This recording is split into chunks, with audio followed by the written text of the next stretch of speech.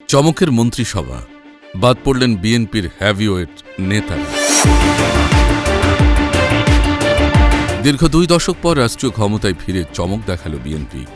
প্রধানমন্ত্রী তারেক রহমানের নেতৃত্বে গঠিত নতুন মন্ত্রিসভায় জায়গা হয়নি দলের বেশ কয়েকজন জ্যেষ্ঠ ও প্রভাবশালী নেতার।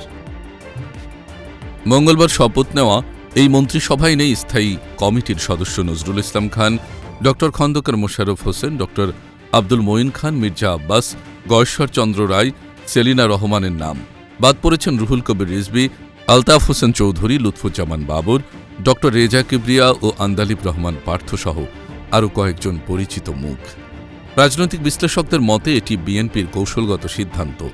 অভিজ্ঞদের প্রশাসনিক দায়িত্বের বদলে সাংগঠনিক ও নীতি নির্ধারণী ভূমিকায় রেখে তারুণ্য নির্ভর নতুন নেতৃত্বকে সামনে আনা হয়েছে। 2024 সালের গণ অভ্যুত্থানের পর জনগণের প্রত্যাশা পূরণে পরিবর্তন ও তারুণ্য এই 2 স্লোগানকেই গুরুত্ব দিয়েছে দলটি।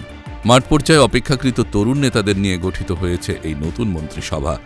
12 ফেব্রুয়ারি নির্বাচনে 2/3 সংখ্যাগরিষ্ঠতা অর্জনের পর দক্ষিণ প্লাজায় জমকালো আয়োজনে শপথ নেয় সরকার। এখন প্রশ্ন, তরুণ এই মন্ত্রিসভা আগামীর চ্যালেঞ্জ কতটা সফলভাবে মোকাবেলা করতে পারে।